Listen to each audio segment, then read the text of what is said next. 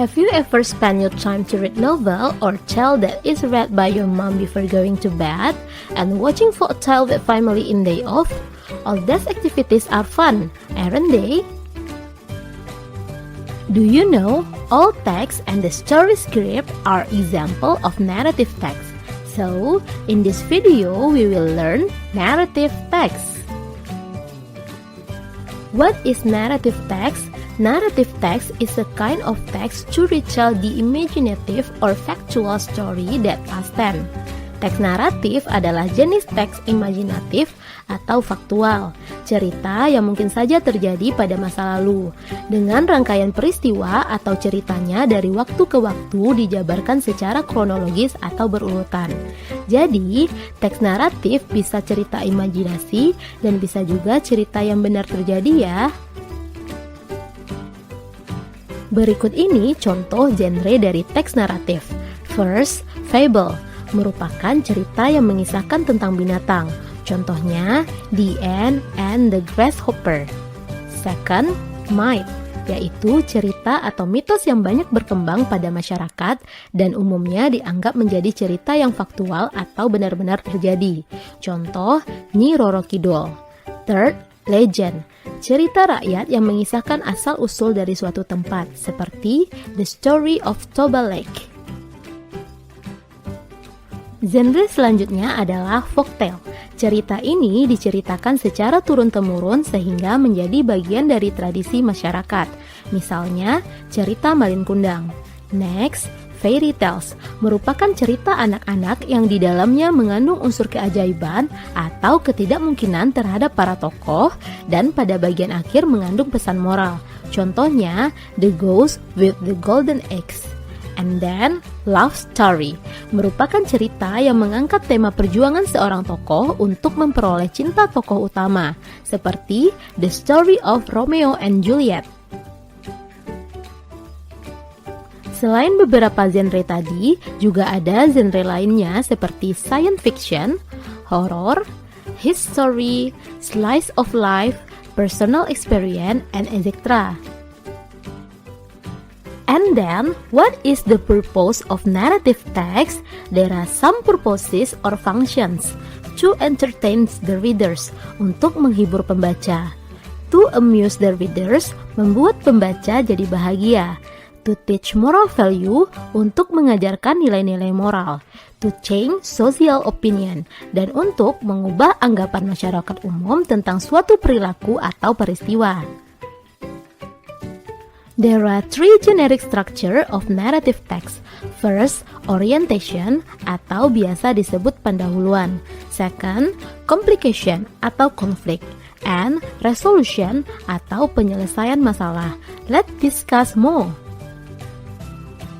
First, generic structure orientation. It set the scene and introduce the participants. Bagian ini digunakan untuk mengenalkan tokoh, tempat, dan waktu kejadian. Second, complication tells the problem of the story and how the main characters solve them. This part includes situation, activities, or events that lead problem to the climax.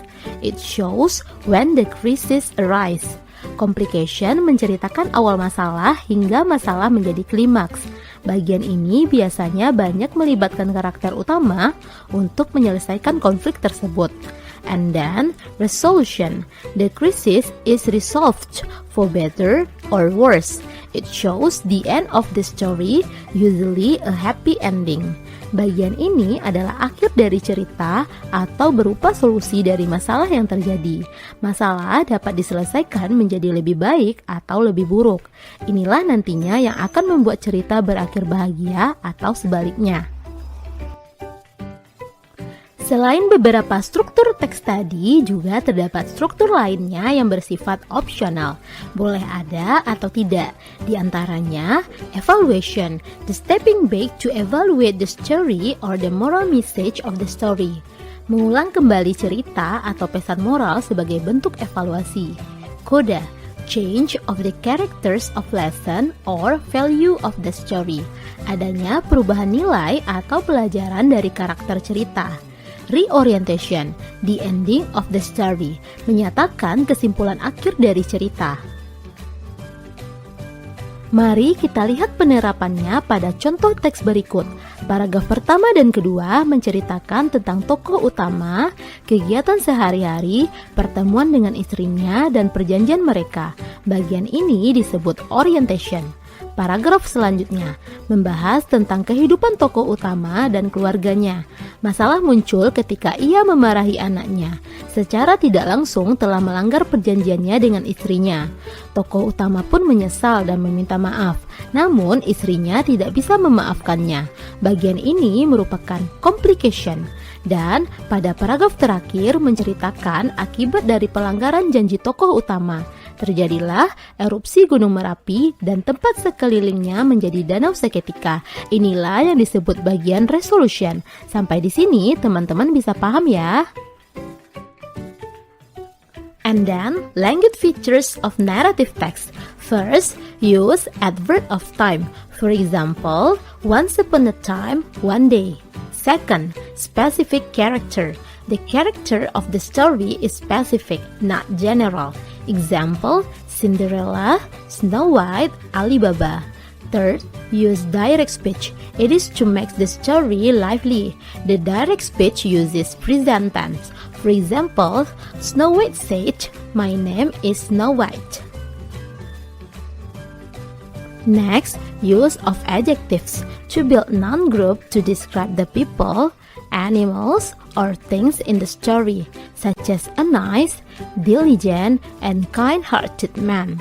Then, use of time connectives and conjunction to sequence event through the time, such as however, although, later, then.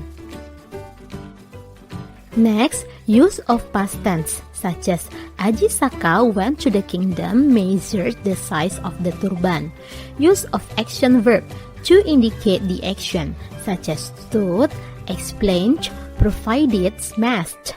And the last one, use of saying and thinking verbs to indicate what character are feeling, thinking, or saying, such as told, realized, decided. Let's see example of narrative text. Use adverb of time, specific character, use direct speech, use of adjective, use of time connective and conjunctions, use of past tense, use of action verb, and use of saying and thinking verbs. Nah, sampai di sini teman-teman bisa paham ya? Okay, that's all my explanation about narrative text. Stay healthy and see you on the next video. Have a nice day!